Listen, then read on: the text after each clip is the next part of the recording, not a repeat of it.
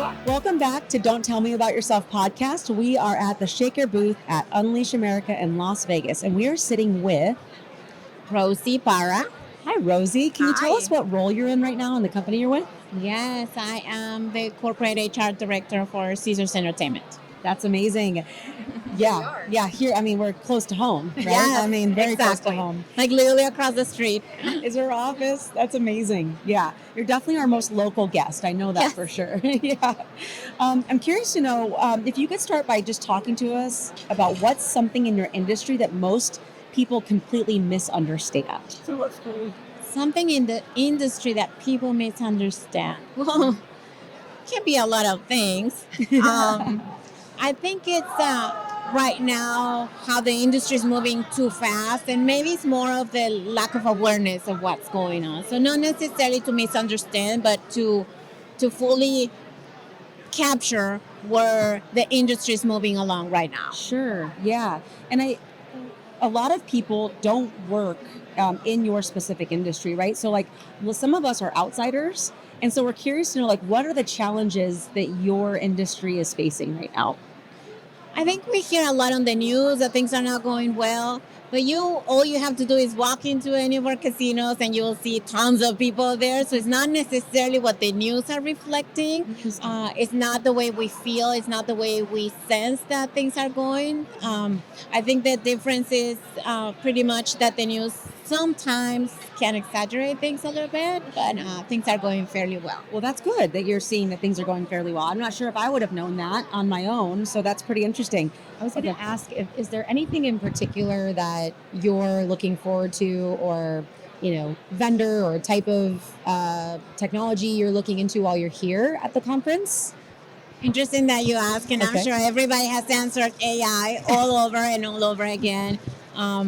It has been very interesting talking to people live more, because you can only research so much about a company or what somebody else is doing. But when you're talking to different people and what everybody's doing, it's amazing how we passed the conferences that we would go to before, that we would hear AI is coming. Well, AI is already here. And if you're not on it, you're way behind. So it's very interesting to have the opportunity to talk to people and hear out what other companies are doing. Yeah. So is there anything that you or your team are leveraging AI for currently that's working well for you, or are you looking to do that? A lot in the works. Okay, a lot in the works. I'm not sure if I can share yet, because there's still things that are on the works that are kind of a surprise for everybody in the company, but a lot in the works. Are there any particular functions though? Like we've heard a lot about, we were just talking with someone about how a guardrail for them is that AI shouldn't be making hiring decisions, right? But it can help with other aspects, like other parts of a process within HR. Is there anything in particular there that you're eyeing up in terms of a function or a piece that you're looking to make more efficient? Sure. I think the most important thing right now is to identify people's not going away. There's a lot of fear of that when you talk about AI and people thinking that it's just the technology replacing people. Yeah. Not necessarily. You still need people to manage the AI portion. We have a lot of areas that we're considering. How do we automate? How do we make things faster and better? Sure. But not necessarily getting rid of the human aspect. It's just to enrich the human aspect. That has been a big component. Can there be things that we can leverage AI and technology? Mm-hmm. Definitely. Yeah. A lot in the works still. Yeah, that's great. We were actually talking to someone earlier and he described it this way, which I think fits into what you're saying. He said, a lot of people think of AI as like the Terminator, like it's like this thing, this bot that's replacing you, but it's more like an exoskeleton. It's something that helps you become better, and it goes over the top, right, of people versus like being something that replaces you. So I was feeling like similar to what you were saying. Yeah. It's a lot of teaching people how to use it more than anything, because there's a lot of tools and a lot of technology out there, but not everybody knows how to make the best out of it. So it's a lot of educational component in it. Yeah.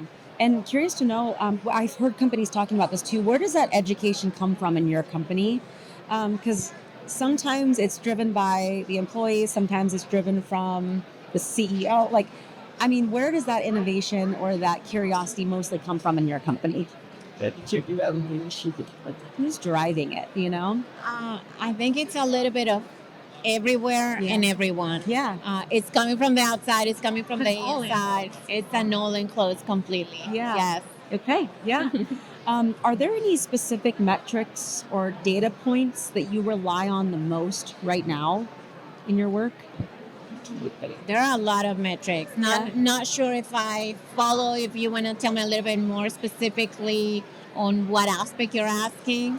Well, what's one of the most like important responsibilities that you're focusing on right now? In your role, is it hiring, or like what's one of the big buckets you're focused on right now? My role encompasses everything because we have 8 properties here in Las Vegas. So we have a team that's dedicated specifically for the talent acquisition. Yeah. My team specifies on everything else aside from that. So Oh. we have all the employee and labor relations side, on the corporate aspect. Sure. That oversees all of the HRs around the company. So it's a pretty major side of things. We also have our Caesars digital side as well. So it's a lot to encompass and a lot to support, but never a dull moment. I bet not. Always amazing things. A lot of metrics that we have in place, like making sure that we have a healthy amount of people that stays with the company, the workforce that we're looking into, that's truly engaged, that is not leaving and always looking at turnover numbers and where things are with the company and how can we ensure that we have the right amount of people and engage enough to continue working and enjoying what they do. Yeah. I love that you're thinking about the current employees too, because so often we look for who's coming in, and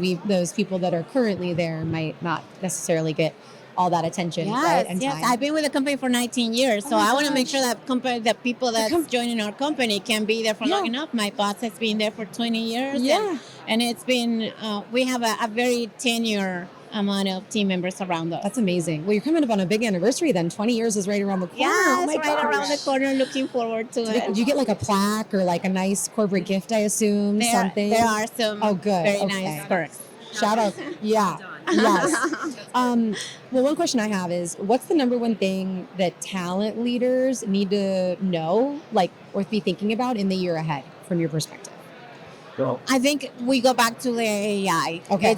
It's the big component right now. How do we jump on board? How do we make sure that we are not hindered at any point, any data that could be considered as confidential from employees on how you're using that data, and how do you support the information that you're handing out, what's coming in, what's going out. So because you need definitely the both components to ensure.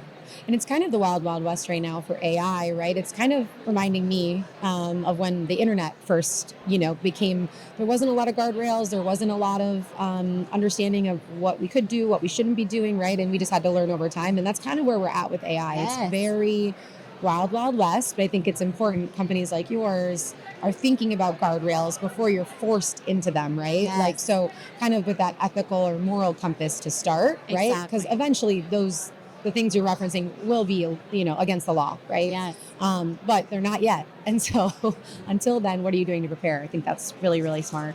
Amazing. Absolutely. Well, thank you so much for your time. Thank you. This has Thank been you, so fun. ladies. Where can people find more about you or follow along with you and your career or your journey?